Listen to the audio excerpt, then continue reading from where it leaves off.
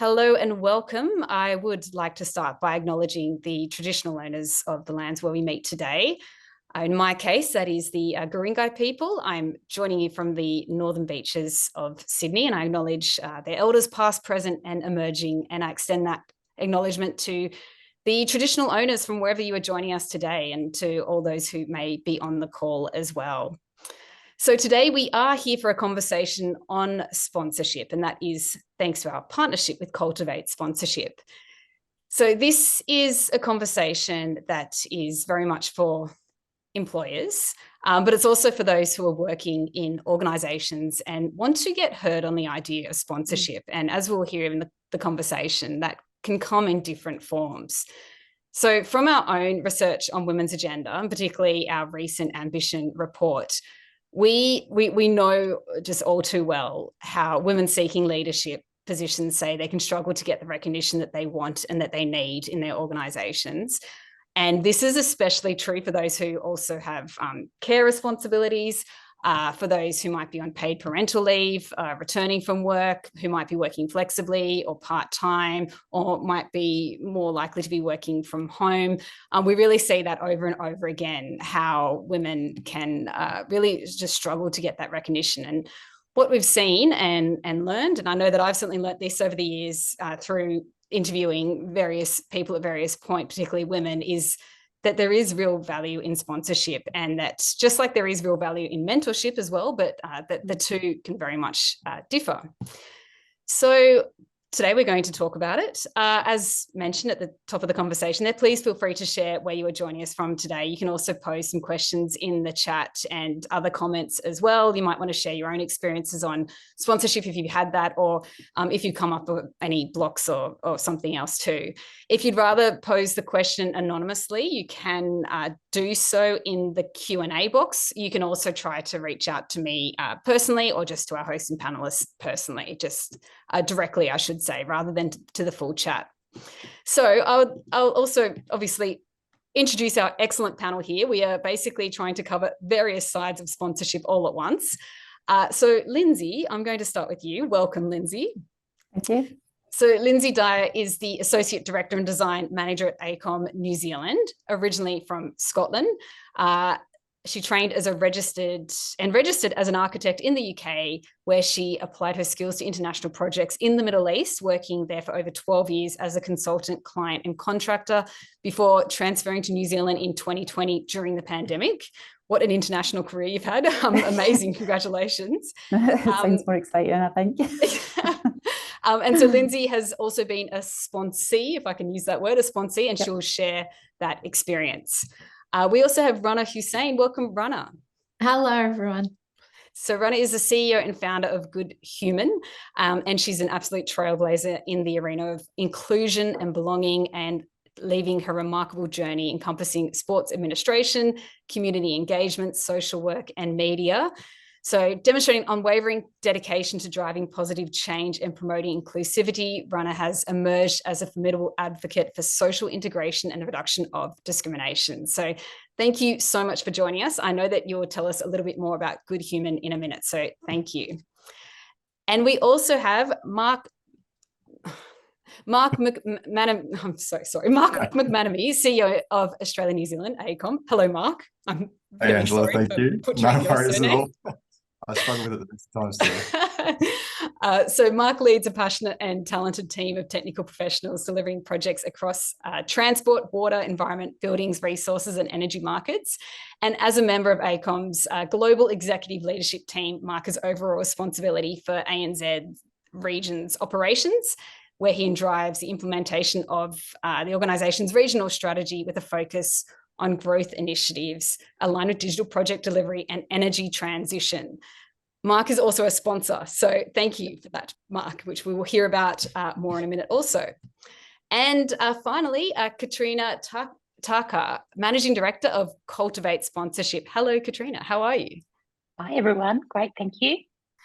So Katrina founded Cultivate Sponsorship in 2017 to solve the problem of differential access to career pathways within organisations which perpetuate the lack of diverse leadership in our country. Katrina identifies as Australian-born Finn, So her Finnish heritage has made social justice, equality, and respect for all people and nature a part of her DNA. She's also a qualified employment lawyer and specialises in anti-discrimination, D&I practice, and has led talent leadership and workplace planning portfolios across 7 different countries. Also an international career. So thank you so much for being here. Thank you. So given this is a conversation about sponsorship, and I know that some on the call, and I know in the past I have had little understanding of sponsorship myself and would often sort of put it in the same bucket as mentorship and think it was all the same thing. But I wanted to ask each of you just by way of introduction, just to offer a quick overview of what sponsorship means to you and what it actually is. Mark, I'll start with you. Great, thanks, Angela. And hey, everyone, great to be here too. So sponsorship for me, look, I have been the beneficiary of sponsorship throughout my career. And for me, the position I'm in now gives me the opportunity now to be quite deliberate about being a sponsor for others in the business. And through that role, being really deliberate about the development and progression of careers for people, and in particular for women in our business now, to support the acceleration of career and also to make sure that we're identifying opportunities and roles which really support their growth, which otherwise may not be obvious or may not be presented to that person as well. And so sponsorship for me is a great way for us to disrupt bias, a great way for us to accelerate careers, and a great way for us to really start to create that diverse organisation that we know delivers much better results for us overall as well. Great. Okay. So Lindsay, to hear that from you, what does sponsorship mean to you? Yeah, so for me, it's about having someone in the room when I'm not there that can advocate for me, and they can put me forward for things that I would probably not be exposed to ordinarily. So yeah, it's having that spokesperson almost in the room. So yeah, it's a great experience. It's much more than a mentor, and it's a relationship that will just be, I think, just continue to build moving forward. So yeah, it's such a great opportunity to have a sponsor. Great, thank you. And Rana, before I ask the same question of you, I'm just going to make a comment about the chat function. So the chat function is actually not on at the moment, but the Q&A is on, so you can post questions there, and you can also let us know, so we will get that. And so apologies for that, but you can have some of that discussion in Q&A and we'll see it and can raise some of the issues that you're discussing there too. So thank you for those who've let us know. So Rana, that same question to you about what sponsorship is. Yeah, I mean, all of the above.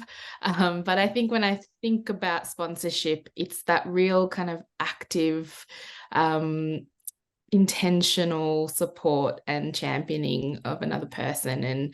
And you know, it's really quite career making, I think it can be. But I think of it as that real, I'm a visual person and learner, so I really see kind of someone climbing up a mountain and being pulled up by the other person and doors opening up for them. You know, but the words active and intentional sort of come to mind. Great, thank you. Kat, what do you make of what sponsorship is? Everyone's touched on such important elements of it, and it really is that act of when someone has a voice or a seat at the table and they use it to talk about someone else who's not in the room, as many people said. And, you know, Rana mentioned that mountain. I think often your career can feel like a mountain, but the reality is that when someone does that, the mountain just got smaller. It actually just creates a much easier pathway through the organisation. And all the research confirms that, you know, sponsorship happens all day, every day. We didn't invent the concept. It's just that some people have access to it and other people don't. And when when it's subconscious, that act of saying, hey, Sam's the best person for the job, then, you know, it happens time and time again. So sponsorship really is what is said and done, but it's an opportunity for two-way learning, because when a person gets to know someone else, they can then do that for other people other than just the obvious candidates. Great. And I want to get to that as well, because there is so much that the sponsor gets out of the relationship as well. But Kat, I'm just going to stick with you just for a moment. I know that your organisation has found that 90% of women don't feel confident to seek out a sponsor. And it does relate to some of the research that we've done on women's agenda through our ambition reports and various other things around that issue of visibility, and that being a key challenge. To also set up this conversation today, could you talk through, what you do at Cultivate Sponsorship, what it means to have a structured sponsorship program through an organisation like Cultivate, and possibly also to then touch on what it means to not have that available to you and where that opportunity might lie? Yeah, so normally a sponsorship relationship happens organically. It's someone who you get to know over the course of your career, and they get to understand your capabilities, your dreams, your aspirations, and eventually when that moment's there for you, they speak up and say they're ready for this job, but that might have taken you 2 years, 5 years, 10 years to get to know that person, because there's deep trust and connection there. It's different to that coaching relationship where it's more advisory. This is really building a sort of two-way understanding of each other. So, the reason that, we called it Cultivate is because we want to grow that relationship much more quickly between two people who are strategically paired. So rather than waiting for good luck to deliver you, this type of a relationship over years, what we do is work with companies to say, who are two people who are preferably working in quite different parts of the business who would make a strategic pairing. And very often, like potentially Lindsay and Mark, they look at us and go, why did you match us? It will be revealed later on. Because now you know someone in the business who was never going to know you and never going to talk about you. And at the end of it, you can talk more easily and naturally about why they have all of these amazing talents. So we've shortened that time frame for getting to know each other by giving people a framework, because most people would feel pretty weird just rocking up to somebody and going, hey, can you be my sponsor? Let me tell you all about my hopes and dreams. And could you make that happen? And preferably in 6 months' time. We're not going to say that sort of stuff. So we just really built a framework that helps people to have the right conversations, to build that trust and communication and get to know each other. So it's still genuine, it's still authentic. It's not about, faking any sort of association, but it's really creating strategic alliances throughout companies so that, as Mark said, it helps the organisation to be a lot more, tactical in dismantling some of those invisible barriers that unfortunately do exist. Okay. So, Kat, I might come back to you in a moment later on to ask about, your advice then, what people might be able to do if they don't have access to an existing program, how they might be able to suggest a program, or what else, other avenues they might be able to take. But Rana, to bring you in here, would love to hear more about Good Human. So perhaps if you could let us know what you do with Good Human and give us the spiel on that, but also, given the extraordinary work that you've done in D&I and intersectionality, just to also talk to the added layer there that can, make the idea of sponsorship so critical as well. And so how sponsorship can give more visibility for when it comes to intersectionality as well.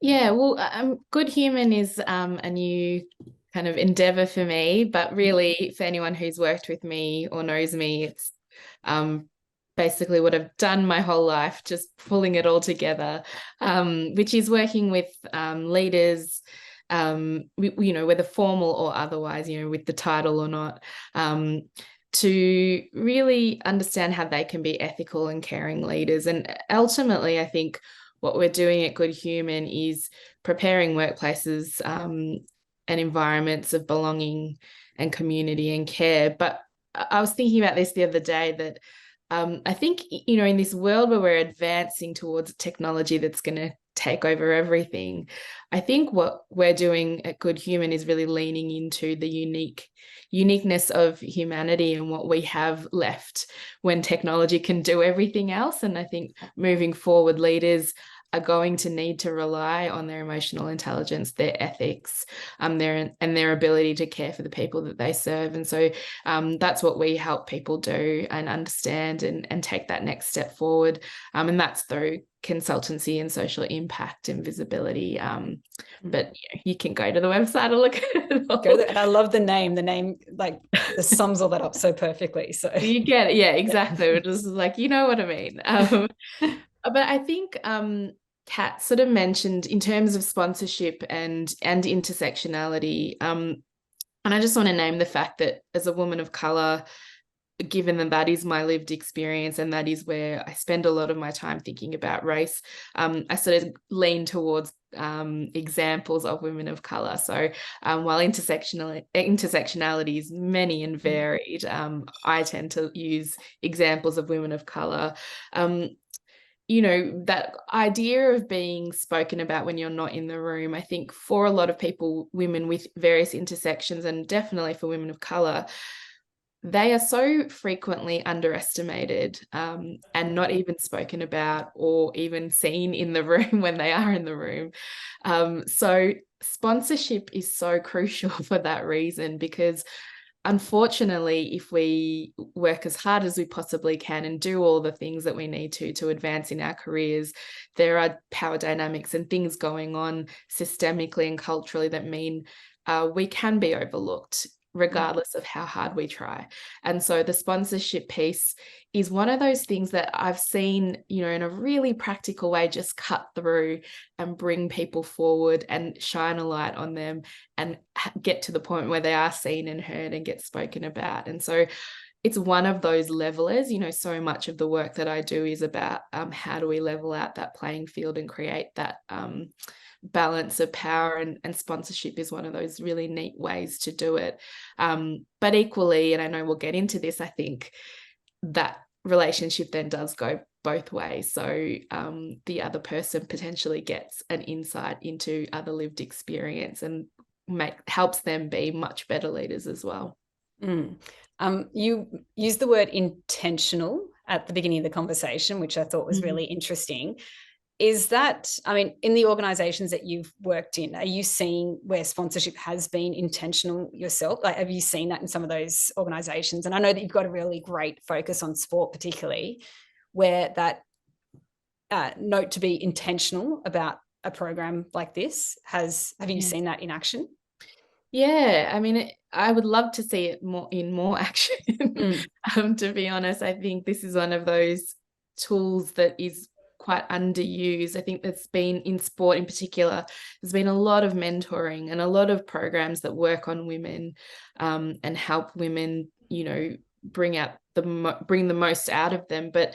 And I've been part of those programs, and invariably we hear from women, but we're going back into a system that's not going to actually recognize any of this. So I think where people have been intentional, and a great example is the AFL's women coaching program, where they established positions for women to be part of the men's coaching programs, where they can get that access and learning and actually on the job training that will really accelerate them. And we've seen that really work across for women as well as Indigenous coaches too. So they're examples, and they're just flourishing now, and you can see it, and that on-the-job learning is so crucial. But that sponsorship where men in the industry have flung those doors open and championed other women, you see it come through. And, even from a systemic point of view, I think you see that with the Matildas now being championed. I know that's kind of a more abstract version of sponsorship, but in concept, you see when that effort and intentionality is put into it, you see the dividends.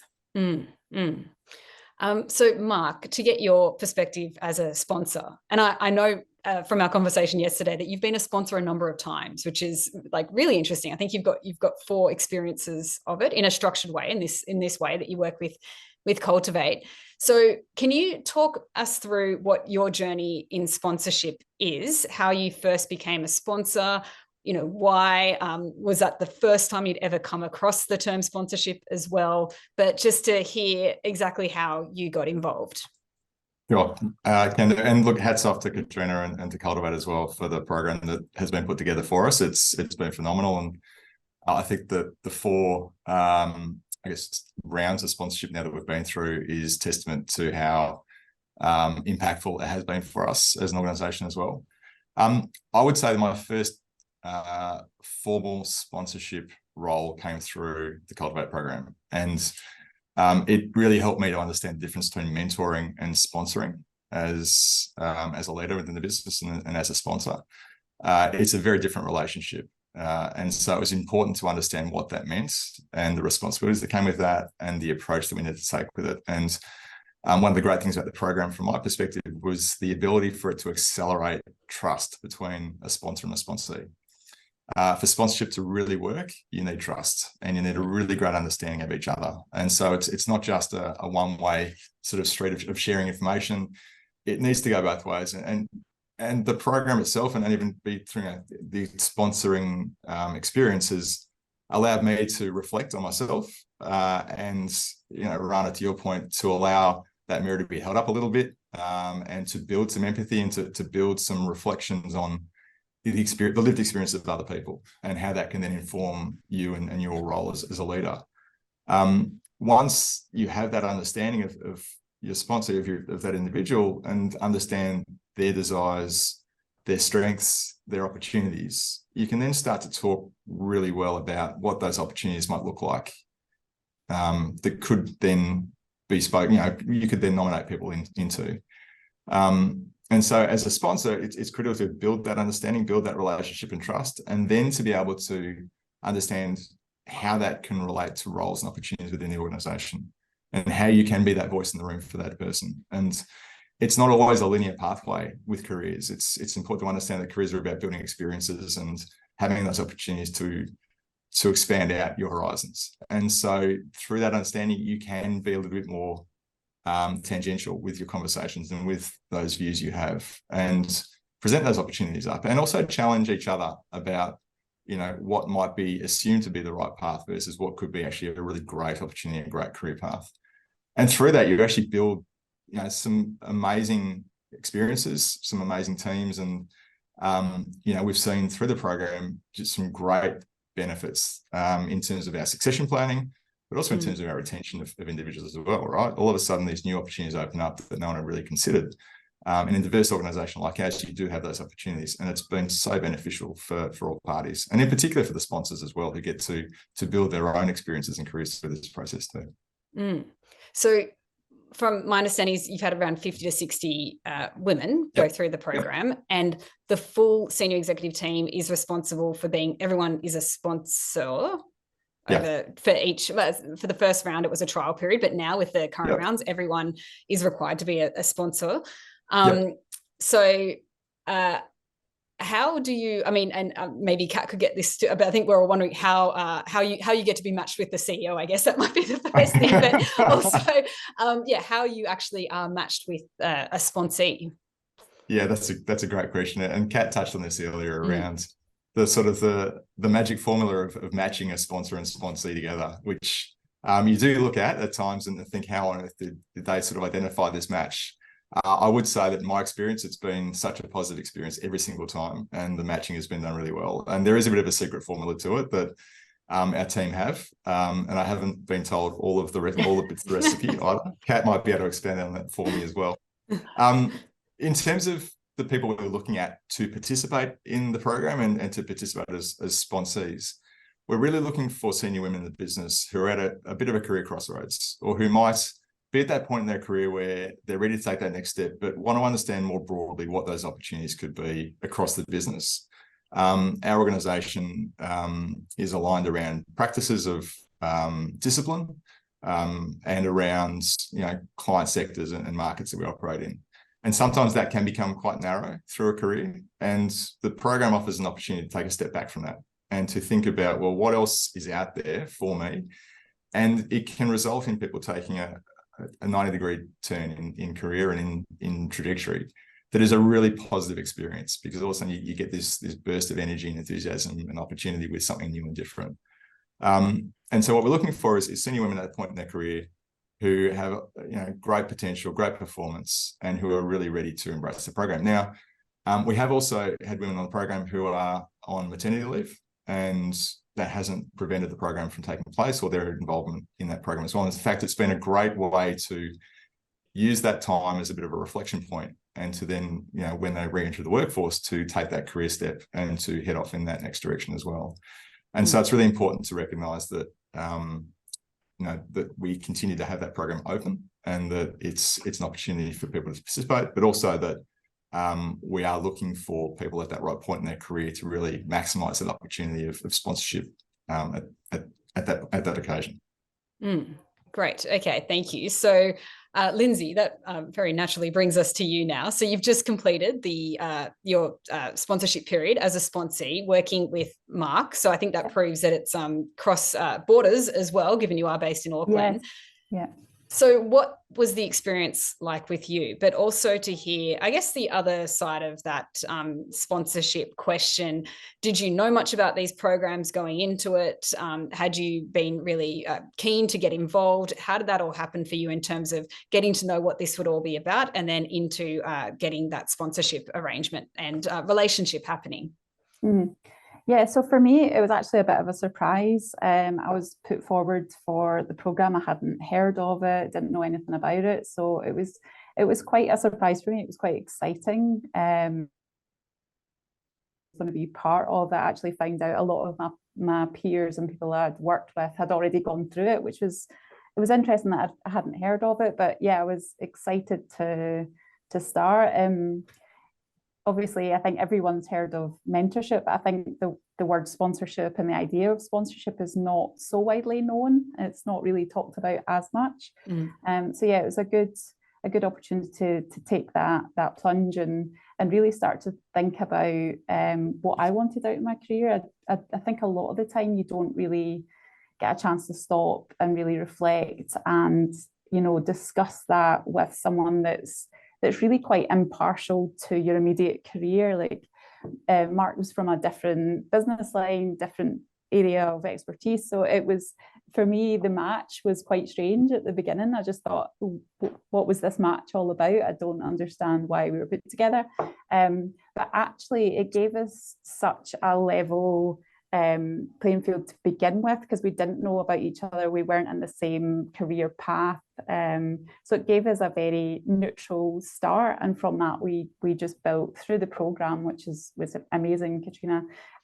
We just built that relationship really quickly as it's designed to do.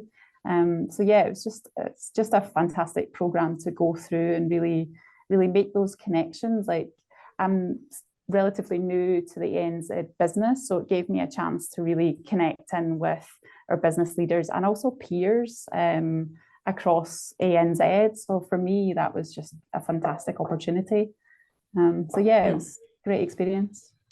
Yeah, I mean, that would have been one of my first questions, would have been about the ANZ, given that you've only been there since 2020. So obviously new to a new country, new city, and also to a new region in terms of the business there. So to have that would have been particularly beneficial. Absolutely. Can I ask, I believe you finished it midway through this year. So what can you share about how or if it's changed the trajectory of your career? Yeah, so for me, I've obviously went through that career planning with Mark. I've developed a pathway. We're also continuing that monthly contact. So we have check-ins, which I can bounce around ideas. Mark can ask me advice for things, as he does. But yeah, it's great. It's just having that regular check-in, and I feel like I can speak to him about anything, which I think for a lot of people, they're like, wow, you're going to speak to the CEO. But for me, it's just normal, because it's Mark and I got to know him through the program. And yeah, I didn't have any sort of idea about him beforehand. So yeah, it's just, I think it's just going to be great. And I think for me, what I need to do now is kind of pay it forward with everyone in the business, let them know about this program, because for me, it was such a surprise. I hadn't heard of it. So I want to make it known and start to talk about it with team leads, get them to think about who they could potentially put forward for it. Because it's just such an amazing experience for someone at this stage in their career to go through and just have those doors opened and those people advocating for you. It's just great. Yeah. Great, thank you. I know, so we're only running the webinar until 12:45. So any questions, please put them in that Q&A box. I can see a couple of really good ones there. So we will get to them in a few minutes. Rana, I did want to bring you back in now, but just to hear, I mean, obviously we're hearing this from the perspective of a more structured program. And I mean, our hope is that more employers will go and explore these sorts of programs. But to hear from your experience as a leadership consultant, I mean, what do you think leaders can and should be doing to champion sponsorship initiatives, especially, in this context of creating an inclusive workplace culture and ensuring that, they really do get a diverse range of women involved as well? I mean, I guess the first thing is that they have to want to do it and want to champion it. And I think often that's the hurdle, really, is getting them to see the benefit of it and, make it part of actually their organizational culture, really, that this is also just a mindset. And there is so much benefit to it. I mean, we've talked about it all morning, but there's so much even in terms of retention. I think, Mark, you mentioned that, and not losing people. So I think it's that initial conversation first, but then I think leaders, like I said, the best leaders tend to kind of model this type of behavior as well and encourage it not only in their systems, but also in their personal behavior. And I think it does start from there. I think leaders need to do that kind of introspection in terms of, what shadow am I casting in my organization and the culture. And then I think the other thing I would just encourage is, if you're embarking on this in kind of a formal way, if you're not hitting up Kat, which I would be, but to kind of do some co-design and really talk to the people that you're trying to actually lift up in your organization and ask them what would work for them, and just even some kind of listen and learn to really lean into what their needs actually are. And so I think often leaders want to do the work and then assume they know what's going to work, and don't get the actual kind of listening, jumping cat. So I think from my perspective, that's probably some of the key things I would want leaders, listening today to take away. And particularly if you are considering an intersectional lens, that really kind of a co-design approach is always best. And I think some of the pitfalls can be that you also only do this work and you do it in a vacuum and you don't consider it in the broader context of your organization and, like I said, the culture and the other systems at play. So there is a little bit of work around it, but I think those are key for me. Yeah, I think they are really good points as well, to go out and listen and have the conversation and see what would be helpful to the team members that you really want to involve in a program like this, rather than just sort of having it sort of happen around them. And especially when it comes to also applying and making sure that people know about it and know how they can get involved and why they should get involved. That seems like it would all be really helpful too, to have those conversations up front. Yeah. Can I give you a really quick example? I was part of a sports broadcasting program that was directed at women, but wasn't really done in consultation with any women who might be aspiring to sports broadcasting. And the call was put out, and it was a sponsorship program. But what was asked of them was to put themselves on microphone, record them doing some kind of call, and immediately, that just put everybody off and they got barely any applicants. So even just that initial step, how are we framing the conversation? How are we framing the program? Talking to the people that you're trying to attract to make sure that you're not, even before you begin, excluding them or making it really hard or putting up barriers.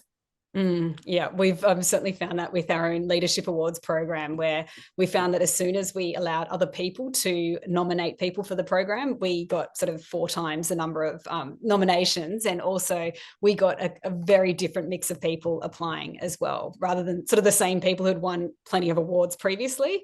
So it's really interesting how you can change just these tiny little tweaks, particularly in that application process, and it changes everything. Kat, I want to come back to you now.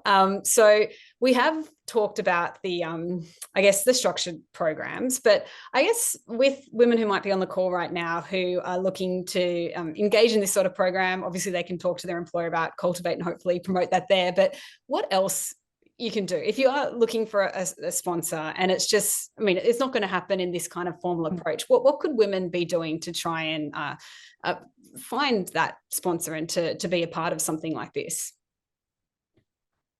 there's definitely so much everyone can do, because at the end of the day, it's a mindset and a behavior, isn't it? Whether you're sponsoring other people or building trust and connection with another person who will then become your sponsor. And, you know, I love the focus that Rana put on the leader. So I might just start there. Anybody on the call could sponsor other people. You know, it's really going out and building connections with perhaps the unobvious, less seen, but not the usual person. And there's a lot of focus in companies, quite rightly, in organizations, on your team. So you get to know your team, and everybody else is somebody else's team. Whereas, you know, really you could go and say, who's amazing that I don't know, and I want to get to know them and experience, you know, understand what this organization's like to navigate through their eyes, particularly if they're different to me. So there's a lot that leaders can do, because it does build that self-awareness and an understanding. Plus, just builds amazing networks across the organization. But, you know, when it comes to sponsees, at the end of the day, it's even getting comfortable, I think, with the idea of being ambitious and in charge of your career. And that sounds like a silly thing to say, but every single year when we, you know, start working with a group of people, a number of the sponsees will say to us, I just do a really, really good job and hope that somebody notices, and then I'll get promoted. And actually, I'm too exhausted to do much more than that, you know, particularly if they're balancing any other responsibilities in their life, of which there are many. So women don't lack ambition. They sometimes lack the confidence that they can do it all and be superwoman. So, you know, what do you tend to minimize? It might be some of that network building and those activities that really increase your visibility.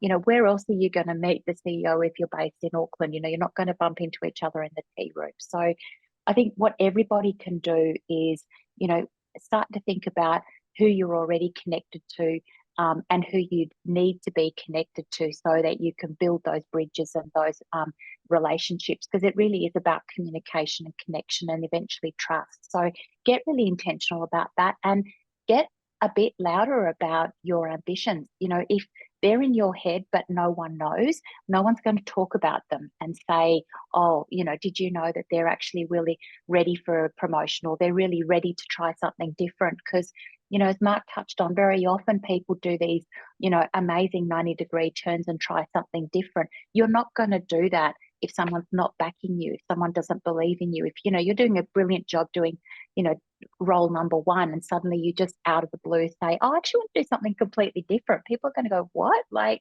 why? So de-risk all of that by speaking up about your ambitions, but, you know, in a really thoughtful, authentic way. And people will listen. Find people who listen. But so often women don't say what they want to do in an organisation. And I've got to say, I've heard lots of people say sometimes that's a, you know, ambition can be a dirty word. You know, who does she think she is? All that sort of stuff. You know, they're trying to get ahead of themselves. So you can get quite intentional about how you communicate your strengths and aspirations, and then find people who are willing to, you know, listen to that. Lindsay, I can see you nodding away. So, and I take the point that you made earlier, that you want to try and sort of promote what the, you know, what you guys have there in terms of the Cultivate program. But do you have any advice for women who want to get involved and to be seeking out a sponsor, what more they might be able to do? Yeah, it's probably just what Katrina touched on there. It's just speaking to people and finding out who's willing to be a sponsor as well. There's no point in trying to make someone into a sponsor. But yeah, it's just asking the questions. I think the first port of call would be raise it with like your line manager or your boss, and just say, hey, I've been thinking about sponsorship.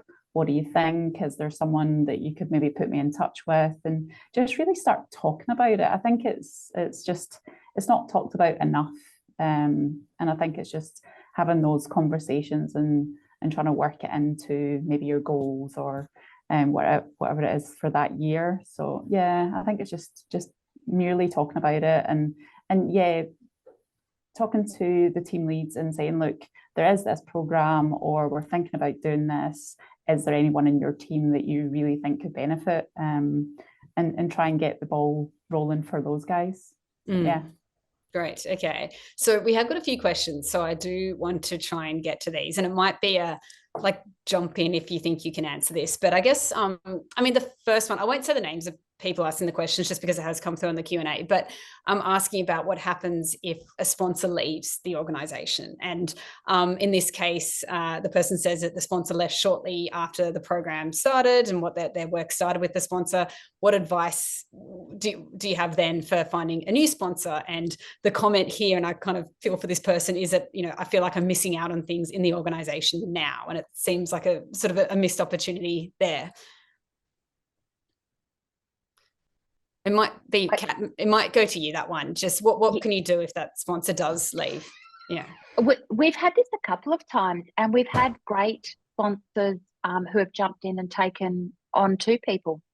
You know, they know how to be a good sponsor. It really just starts with listening to and getting to know another person. So that's been the easiest solution from, you know, our perspective of what we do on the program, is just starting to rebuild that relationship with another person.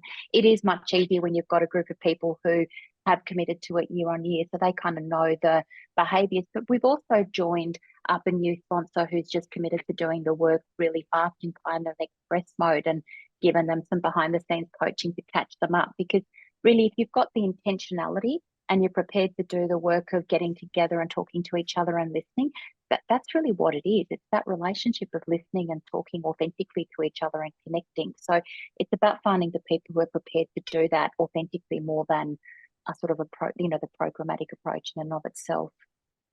Okay, great. Okay, so another question here. There's a few issues in this one here, but so how do sponsorship models acknowledge differences in power when they are internal?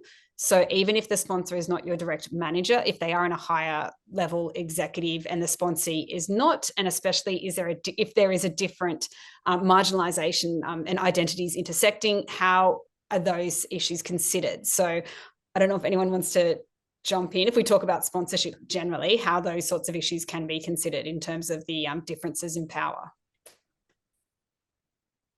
I can jump in, but I don't know, Katrina, if you have actual kind of mechanisms around this in your processes, so feel free as well. I guess I'm really glad this question was asked, because I think even from a intersectionality point of view, it's kind of the core and key issue that comes up, and that the power imbalance or power differentials is actually what holds people back at the end of the day. And so how can you possibly then have a program or enter into a relationship where you haven't addressed that?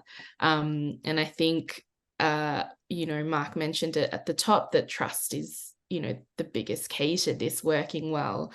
And so I think for me then it's about having that conversation. How are we going to build trust, and really framing the sponsorship relationship as a coming together of equals. So how can you do that? And that's, you know, something I'd love to hear from you on, Katrina, but I think it's in that. So really from the outset, establishing that this is an equal exchange, that both parties are getting something out of it, and that each person's skill set and what they're bringing to the table is valued. And there are a number of ways we can do that. And I think the other part of that is, that question is setting up a culture of feedback even within that relationship. So being able to kind of come to the table with, well, I am actually feeling this now. And I really understand this question, because I, particularly before when I was a little bit younger, you know, became a puddle around authority figures, and, you know, could never speak directly to my CEO. It was just, you know, something in my family of origin and my culture around authority figures that meant I was never going to be as free. And so if I was suddenly paired with my CEO in a sponsorship relationship, I would totally self-combust. So, and it just wouldn't work. So there would need to be some work done there on both sides to come to that as an equal exchange, but being able to really have that regular check-in and free check-in to say, hey, this isn't working for me, or this dynamic is viewed in a way that, you know, maybe we need to unpack a little bit. But Katrina, I'd love to hear what you think as well. Yeah. Look, from the beginning, we were really intentional that one of the points of difference was that the sponsor is a learner, and that they need to come into it with that mindset and understanding. And, you know, we spoke about the 4 programs that have been designed to help women or elevate women or work on women. This is not that at all. You know, the sponsor comes in, they're a learner, they're an equal learning seats. Now, obviously, there is, as you said, that, understood hierarchical organisational difference, but at a human level, that's quite level. We also de-risk it in the sense of there is, those safety mechanisms where people can turn to someone. We have a sister program which is designed, for and by First Nations people, and cultural safety is critical in that. So, people are given a coach along the way, but it also goes to the pairing. I would never pair people who I think are going to be, sort of in more conflict than trust and communication. Yes, sometimes I think the learners are paired with people who are going to challenge them because we think they need challenging. So we pick the people who are the right people to go and challenge the learners. The other thing I'd say is that there is a big cult of leadership in Australia, and we tend to think that the people higher up are higher up in all senses of the word. And one of the things that comes out every time but from people in this program is, sponsors will say, oh my gosh, the leaders around here are just regular human beings and they've got problems and they do the dishes and they're really lacking self-confidence sometimes, and just before they address the investors they're shaking in their boots and they've got sweaty palms like me. So a big part of the learning is that, and Mark, maybe you can help demystify this, but I think it's actually that it's normalizing leaders and it's helping our sponsees realize that they are those people. They're exactly the same. So the conversations are designed to level some of those perceptions of senior, junior, higher, lower, powerful, less powerful. But you can only do that in a place that's really safe and trusting, because as you said, you're not just going to whack two people in a room with a cup of coffee and go, yeah, go for it, have a great conversation and come out, all equality and equity and everything's happy. So there is a bit of a process to it. Yeah. Okay, thank you so much. If And I could, I know I was going to go to you quickly, Mark, because I Yeah, just said I'm going thanks. through this 4 times now. How what do you do from the outset to try and, I guess, Yeah. level those sorts of issues?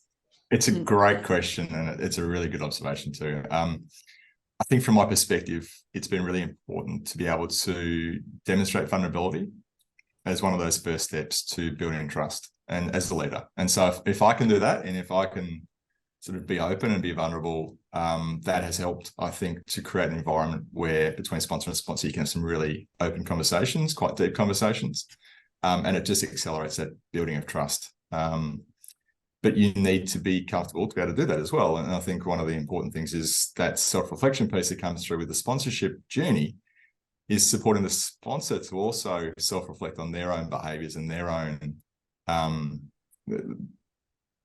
approaches to create leaders who are more empathetic, to create leaders who are more okay with being vulnerable, and who can help to create a psychological safety environment that supports these sorts of conversations, which then allows the sponsorship journey to really start to take place.